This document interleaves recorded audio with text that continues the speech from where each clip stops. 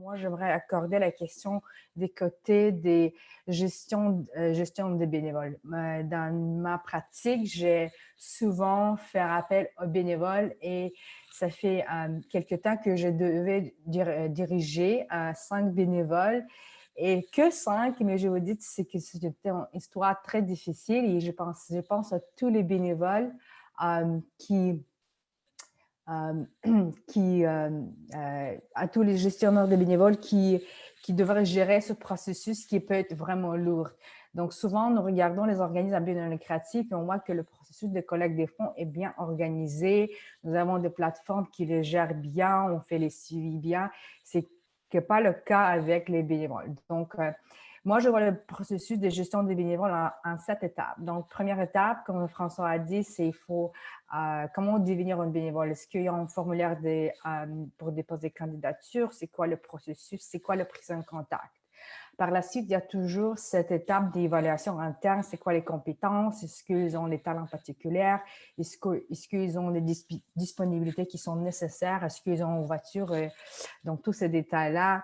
Par la suite, quand on a une tâche à accomplir, comment on assigne cette tâche, comment on le forme, comment, quand on va communiquer avec eux. Ça sera dans l'étape 4. Et par la suite, comme on le sait tous, il faut enregistrer les heures de bénévolat parce qu'il faut les rapporter dans nos rapports, avec nos bailleurs de fonds ou avec le gouvernement. Et par la suite, je vois souvent que le suivi avec les bénévoles ne sont pas toujours faits ou pas dans une manière qui est consistant, mais c'est une étape très, très facile et très importante. Finalement, analyse, c'est quelque chose qu'on ne fait pas très souvent. Oui, on fait nos rapports de fin d'année et c'est tout, c'est fini, mais il y a une analyse à faire et une stratégie à développer autour de nos bénévoles, donc dans notre gestion.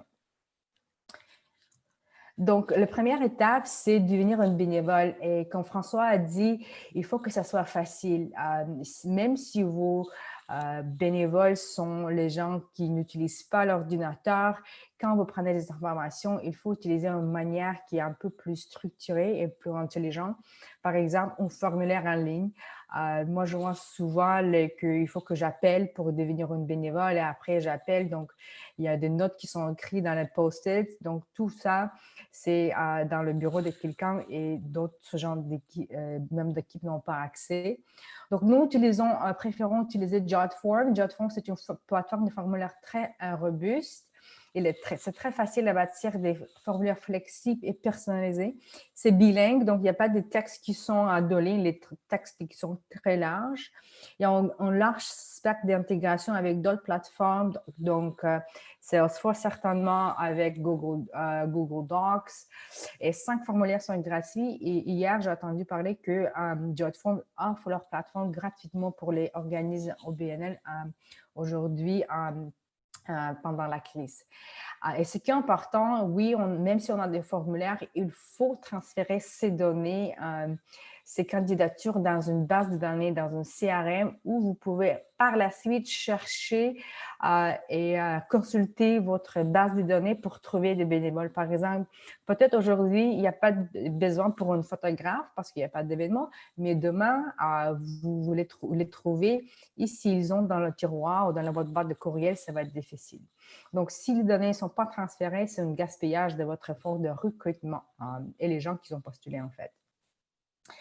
Par la suite, on rentre dans l'évaluation interne. Et si vous avez une base de données, vous pouvez bien sûr bâtir votre profil bénévole. Et ici, on voit que dans Salesforce, il y a un module en fait de bénévoles où vous pouvez, quand vos données, quand les bénévoles postulent, toutes les données se transfèrent automatiquement dans votre CRM et toutes les compétences et disponibilités, leur intérêt sont toujours dans votre base de données et toutes les informations sur leur s'ils ont signé accord confidentialité, s'ils ont signé accord pour le média. Donc, toutes les informations restent toujours dans leur profil. Est-ce que ici, j'ai mis en avant, c'est que souvent, on récolte l'information, mais on ne donne pas la note pour nos bénévoles. Et si vous avez centaines de bénévoles, ça peut être difficile pour vous, ou même pour les autres, de trouver les bons bénévoles. On ne partage pas nos commentaires sur notre bénévole. Donc, si moi, je travaille avec 5 personnes, même sur le 5, j'aimerais savoir c'est qui mon meilleur bénévole pour que je peux aller chercher les meilleurs pour le travail, pour le poste que j'ai, pour un projet que j'ai en cours, par exemple. Donc, avoir un profil, c'est très important. Même si vous êtes pas Salesforce, vous pouvez le bâtir dans Google Drive. Ce n'est pas très compliqué.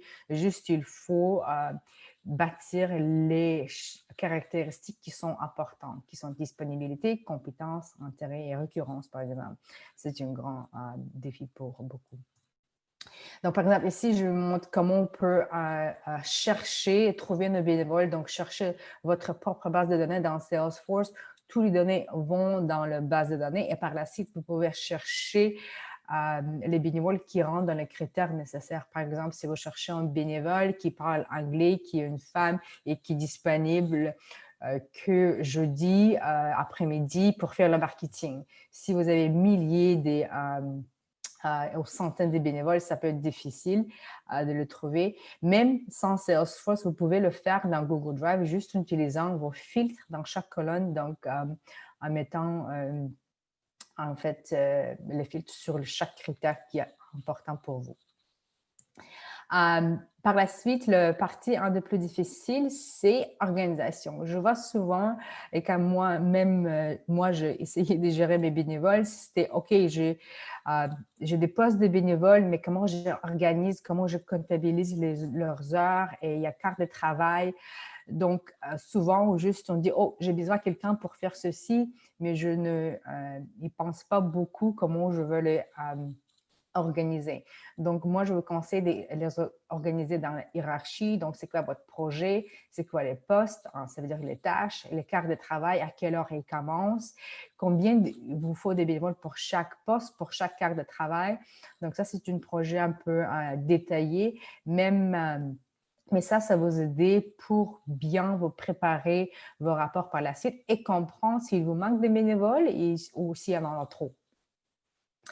Par exemple, ici, je vous montre que pour nos postes de bénévoles, on a plusieurs cartes de travail et il nous manque 13, par exemple, 13 personnes pour qu'on ait bien rempli tous nos cartes de travail.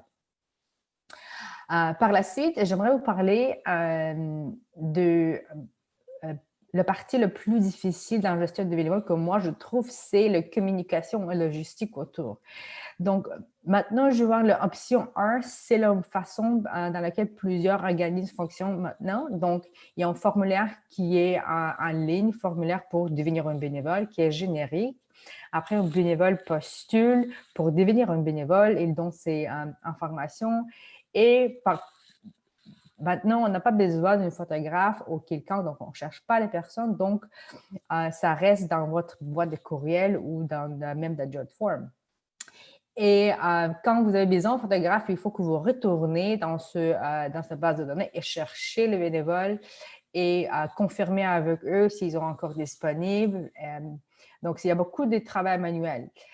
Et moi, je vous propose de le faire d'une autre façon. Publier les postes de bénévoles quand vous avez des besoins. Donc, et après, sélectionner et approuver vos bénévoles et automatiser le processus de confirmation et de rappel. Et cela, ça vous permet, avoir des bénévoles ciblés.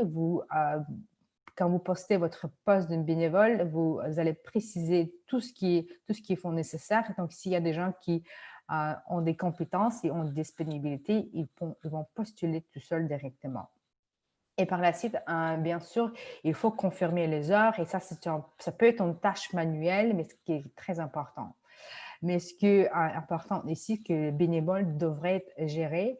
Et cette étape est le plus exigeante en termes de main-d'œuvre. Donc, si vous devez choisir où il faut investir, c'est vraiment ici dans la gestion de bénévoles au niveau de l'assignation de postes et confirmation et comptabiliser les heures, en fait. Par exemple, ici, je vous donne ici une capture d'écran des Fondations Magiques. Et ici, avant, ils avaient un formulaire pour devenir une bénévole, pour faire une tâche, on ne sait pas laquelle encore. Mais maintenant, ils ont changé leur stratégie et ils postulent, ils affichent les postes qui sont nécessaires. Par exemple, maintenant, ils cherchent un graphiste volontaire, un bénévole, et ils ont tous les critères, comment ça va fonctionner. Et quand les personnes vont appuyer inscription, il y a un formulaire qui va assigner automatiquement ce bénévole qu'il est intéressé de devenir un bénévole pour cette poste précisément, donc pas quelque chose en générique. Et tous les processus d'automatisation, approbation et rappel sont par la suite reliés. Et le suivi, on ne le fait pas souvent, on l'oublie et ça ne devrait pas. Oui, vous pouvez utiliser JotForm parce que c'est un formulaire comme n'importe quel formulaire de SurveyMonkey, JotForm. Mais si c'est trop compliqué pour vous, même un simple modèle de courriel pour dire merci et aller chercher leur feedback, c'est très important. Et ici, j'ai mis quelques liens pour vous, comment on fait vous pouvez faire un modèle de message électronique parce que c'est toujours le même message qu'on envoie et automatiser ces étapes, c'est très facile, mais très important. Et par la suite, analyse globale et stratégie. Donc, souvent, on voit que dès que notre projet avec les bénévoles est fini, on est déjà trop fatigué parce que c'est beaucoup de travail de s'organiser, trouver les bénévoles, expliquer quoi faire, les former, faire les suivis. Donc, même si on fait les suivis, après, on fait notre rapport et on oublie tous les efforts qui étaient faits.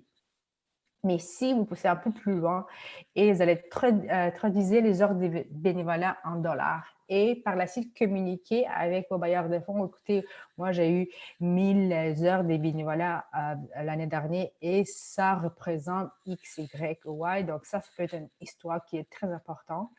Et comme François a mentionné, nos bénévoles sont les gens qui sont le plus engagés. Donc, est-ce qu'on a un plan d'engagement pas le même qu'avec les autres donateurs? Parce que, comme François a dit, ce n'est pas une bonne manière de mettre nos bénévoles et nos donateurs dans le même message des communications pour sollicitation. Donc, c'est quoi votre plan stratégie pour approfondir votre relation avec les bénévoles? Donc, une fois par semestre, je vous recommande de regarder vos statistiques et comprenez ce qu'ils signifient, vos chiffres au niveau des engagements bénévoles. Juste un petit mot pour ce que Unabureau, nous travaillons avec Salesforce et c'est une plateforme qui permet en fait d'organiser toutes les activités pour les organismes non lucratifs, donc collecte des fonds et bénévolat. Donc, souvent, la question que la première requête que nous faisons quand on fait nos campagnes de sollicitation, en fait, nous fait distinction entre qui sont nos bénévoles et qui sont nos donateurs et fait le groupe entre les deux, en fait, parce que ce ne sont pas le même groupe. Et Salesforce, en fait, c'est gratuit pour les organismes enregistrés avec Revenu Canada. Vous avez 10 licences. Et souvent, François me dit souvent, Julia, tout le monde pense que Salesforce, c'est seulement pour les grands organismes. Mais moi, je vous dis, c'est au contraire, Salesforce. Et nous travaillons avec les petits et moyens organismes à but non lucratif. Donc, on a même un client avec une utilisatrice qui utilise Salesforce. Il y en a même qui n'y a pas de personnes à temps plein. Donc, Salesforce, oui, c'est pour les grands organismes, mais c'est également pour les petits.